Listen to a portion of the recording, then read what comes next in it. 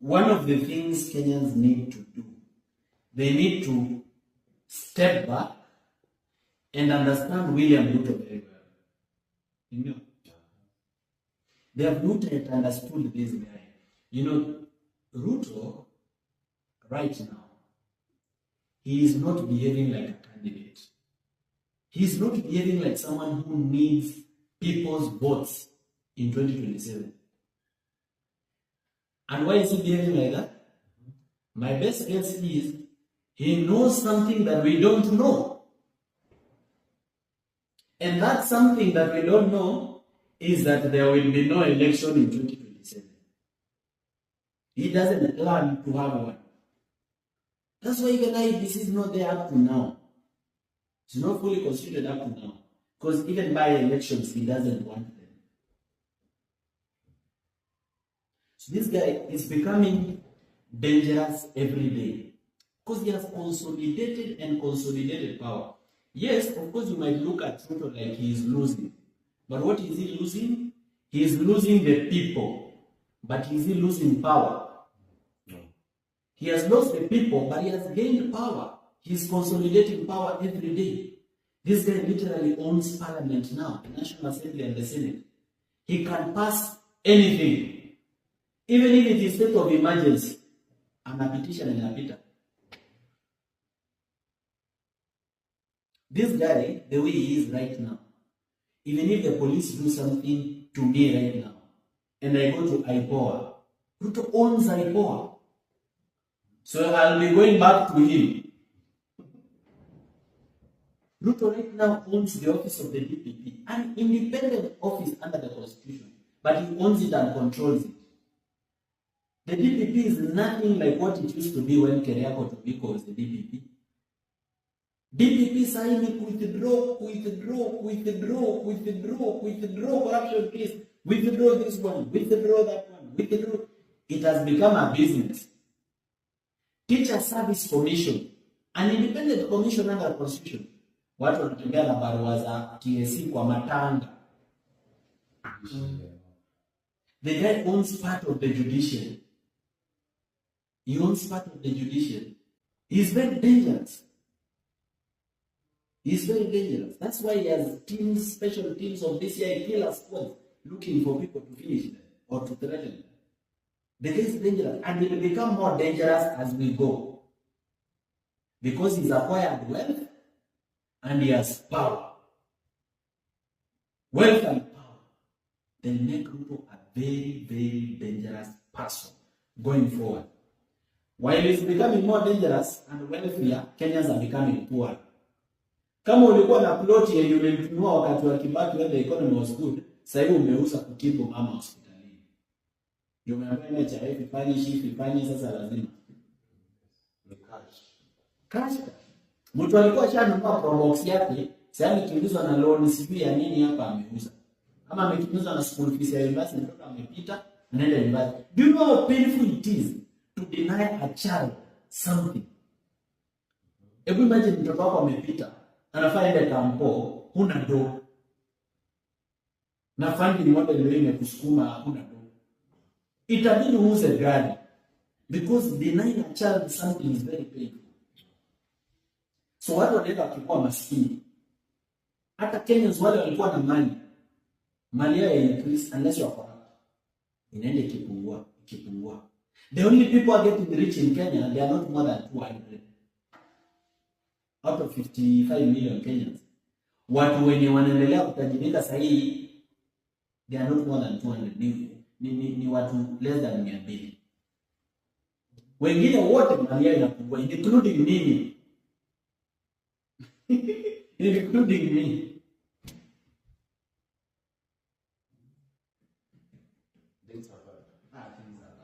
Things are hard. And you know, I'm telling Kenyans, corruption iko kwa counties. We know. We are aware. But can you compare what is stolen in the counties with what is stolen in the national government? If we fix leadership in national government, we'll fix the problems in the county. Because county gonna like 12 billion a year. Yeah? But national government saa hii Ministry of Health kunaendelea kuibiwa 104 billion for secure health system, something that can cost $1 billion or less. They are spending 104 billion. How many counties can that money fund for 5 years? 2 counties for 5 years. You know, the kind of money that's going in national government. The situation in Kenya is bad, especially kama healthcare. Nenda kwa hospitali hapa. Mtu ni mtoto wake wa kwanza, they should be celebrating, lakini analia. Mama amezaa na CS, sasa kuzaa na CS imekuwa ni kama ni death sentence, ni bahati mbaya. Kisha kupata ni WhatsApp na wanaona. You can imagine, mtu hajaipata dota tangu mwaka ianze. Ni mtu anakaanga jobless corner. Wakipata job mengi mtu amekwama kwa matope, gari imekwama, bana msukuma anapata 200. Sengine wanafanya garbage collection wanapata 200. Sengine kupiga tu shughuli wanabebea watu mizigo wanapata 500. Alafu unataka kumuitisha 30k pa ya CS ama 60k. Atatoa wapi? Hata kwa ndoto. Yeye hana ng'ombe ya kuuza. Yeye mwenyewe mahali anaishi nyumba dirisha ameweka makaratasi. Kama kate. Kama gazeti. These people are heartless. They are heartless. Unajua wao wanaendelea kutajirika na watoto wao. Wananunua mandege, wananunua makampuni. They are making Kenyan companies to fail. Kenya Airways, you would loss. Kenya Ports Authority, itengeneze loss. Sugar companies za Western, itengeneze loss. Ili zikuwe cheap, wanunue. Alafu wanatudanganya public-private partnerships, PPPs. But what I can tell the Kenyan youth, wasidanganywe na mambo ya leaderless, na wasidanganywe na mambo ya partyless. The women of Kenya have given birth to leaders. And we have leaders of integrity who can take power. Let's groom them, let's mentor them, let them have a party. Hata kama wataingia inject party, watengeneze party. Tufanye a coalition of 50 parties. Si lazima mtu aingie inject party, kwani ni lazima. Mtu atengeneze wao watengeneze. Tufanye coalition ya party 100 ama party 50. But if possible waingie. So that we start grooming the leaders of tomorrow. Because how do you remove William Ruto then you don't have a replacement? That is a mistake that very many countries have made. Even Sri Lanka made that mistake. South Sudan made that mistake. Sudan, there was a revolution, it removed people from power. What happened? Sahi watu wanapangwa kama garbage, watu wameuawa. Wanapangwa like garbage. Piles and piles of dead bodies in Sudan. Because of removing a person from power, mumemchukia paka hamtaki kufikiria replacement. Mnasema tu Ruto must go, but you don't think, have you groomed the leaders to take over? It can happen. These things are not a dream. If William Ruto became president, people can become president. Na Gen Z wawachane na story ya kupigana na kanisa. We are fake pastors, we know. We know that. And we even know them, those fake pastors. Why do you still go to their churches? Mbona church yao watu imejaa? Kama tayari mnajua wao ni fake pastors. It means the problem is not the pastor. The followers. Civic education ingilianga. Bad leaders come from bad citizens. Kama nyo hamjajielewa, mta-expect aje leader amejielewa. Because your choice is as good as the knowledge available to you. Wachana kupigana na church, because the kind of change we need the church. The church is very powerful. The church is second to government in terms of power. We need the church. And majority of the church is okay. Kuna a few rotten apples, but I think the reason we are going to stop in worshiping God. Asala tuache kuabudu Mungu juu William Ruto amechafulia. God was there before William Ruto and he will be there after him. This is a good reason for us to worship him more. And not just Christianity, even Muslims. They should look at the leaders who are elected in Kenya who profess Islam, who say they are Muslims. Do they even do anything close to the teachings of the Quran? Leaders who wanajifanya Waislamu Kenya, do they do anything close to what is the teaching in the Quran? They don't. No, me, I read the Quran out of curiosity. They don't. It means, see, Christianity became a failure. Every religion in Kenya has been misused. But that's not a reason to stop worshiping Allah our God. At the end of the day, we need God. So the first thing we need to do, we need to stay alive. Because he is not joking. If William Ruto will not have if he is planning not to have an election in 2027, then he is not joking. Which is most likely. Very likely. Yeah. Or if he plans to have an election where he wins 98% like Paul Kagame, then we should expect that he doesn't want an opponent. Hiyo pia tujue. But 2027 ni mbali. Mimi natanashindwa how Kenyans are able to wait. I'm already impatient.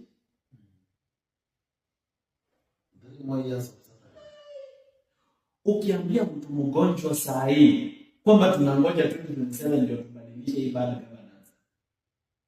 Ukiambia mtu mwenye biashara yake imetoka kufungwa in Embu Town, ametoka kufunga biashara yake akasema imenishinda, the business environment in Kenya has failed.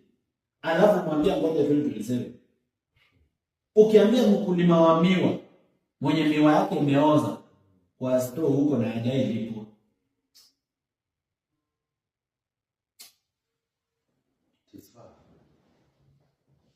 Ukiambia mtu amepoteza ploti zake juu ya kufanyia kazi county akiwa kwa pending bill,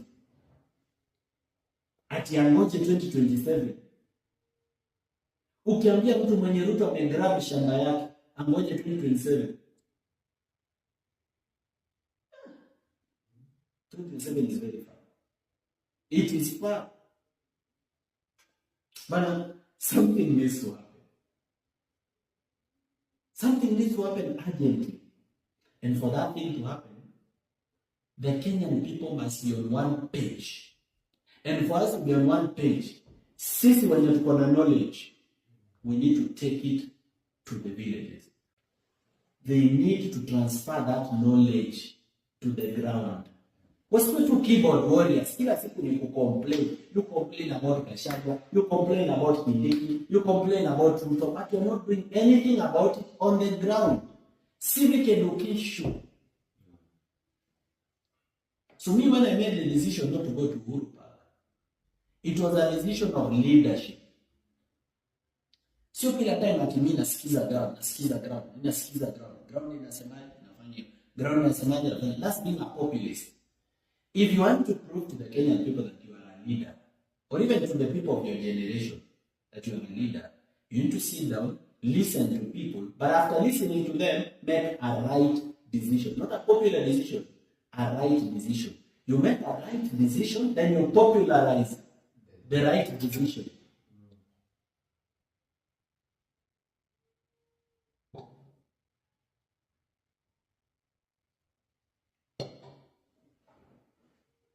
It's the job of leaders to mobilize people into believing that they are telling them, they are taking them in the right direction. Because ukisikiza watu kila kitu, si mtaenda kama upepo nyinyi wote. Hiyo si kukua leaders. But when Kenyans trust some people, no, they trust maybe Okia, or they trust Eric Omondi, or they trust Anifa, or they trust Boniface Mwangi, or they trust Kenzikena, anybody who can be a leader, no babuowino, and anyone. If Kenyans trust Orugadoni or Muchumba, if Kenyans trust someone that this person can actually give us direction, let that person sit down, recognize the big responsibility, think with other leaders, make a right decision, then popularize the right decision. Not listen to the popular saying, watu wanasemaje, watu wanataka aje, wanasema 2020, sawa 20. Then you fail. Because you know people will tell you anything. So unajua wananchi wao wameumia. Wao wanataka results sahi, wako impatient. if you don't guide that anger, because speed without direction is dangerous. Even anger must be directed at the right thing. So we need leadership. And me, I've been very willing to work with all these leaders. I've been very willing to work with them. Sijai kataa. I don't even know why people think I've refused. I've never refused to work with any leader. Hakuna kiongozi ametaka kuwork na mimi nikakataa kuwork na yeye. Mwenye nimekataa ni mwenye aidha ameniita anipee pesa nikuwe ninafanya kazi yake. Hakuwa ananiambia Morara, sasa ongelea hii na ongelea hiyo. Anataka ni on kama mouthpiece. Au nimewakataza. Rosa. Na siwezi kukataza kitu alafu nimchomee jina. Niseme unajua so aliniambia hivi lakini nikakataa. To maintain that respect na kataa alafu natulia. See, I don't even need to tell anyone kwamba nilikataa. But I'm very willing to work with these people 100%, very ready to work with them towards change. Lakini sasa wengine wanakuita uende ukawabebee briefcase. Wanakuita ili uende ukakoe mtu wa mkono. Why? Because they don't believe in young leadership. They believe you are young. Wewe ni mtu mdogo, anzia MCA. Mekuwa MCA kwanza. Kuja unibebee briefcase hapa kwanza. They don't believe in that. So unajua, na kama uko na vision na mission na umeiona na uko ruthlessly focused, mtu anakuita ukakoe mtu wake wa mkono, unalenga kidogo. So unajua ukilenga wao Kenya hawajui. Na wewe anza kumchomea juu hutaki kuwape na mala fight. Retreating is not cowardice. You can retreat to re-strategize. Because sahi tukishinda tukienda maandamano ya watu 10, maandamano ya watu 20, watu 50 ina fail. Those people had hope that Kenya will change. So we are killing the hope. Because mtu alikuwa anaamini hawa watu wanaimba maandamano si succeed. We are killing their hope because now they are like, inaonekana huyu Ruto ameweka askari wengi sana, amekuwa so powerful, hii hatutawezana. Watu wanarusha mikono juu, wanasema mimi wacha niendelee na biashara yangu, mimi wacha niendelee na kazi yangu, tukiumia. That's what when you do so many unsuccessful attempts, you kill the hope of your followers. Sasa maandamano itaenda ikipungua in attendance. Leo ulikuwa na watu 100, kesho uko na watu 50, kesho uko na watu 20, hiyo nyingine watu 10, mpaka pekee. People don't want to come, not because they don't want change, but because they don't want to succeed in something. They don't want to participate in something that is failing. True. You know, for us to do successful demonstrations in Nairobi, inaweza William Ruto hivi. You want to do a successful demonstration in Nairobi, inaweza tingiza state house hivi. We need not less than 1 million people in Nairobi. Now those people are not Nairobians. They should come from the villages. Nairobians will be like 30% or 40%. Those people need to come from all over Kenya. Unaona vile nane ilikuwa ikue, the way I had dreamt of it. That's how it's supposed to be. Watu watoke Mombasa bana. Wanakuja Nairobi maandamano. Wamewekewa roadblock, sijui hapa salama. Wanashuka magari wanapitia kwa bushes na mapikipiki wakikuja maandamano. Watu wa boda wametoka Bungoma.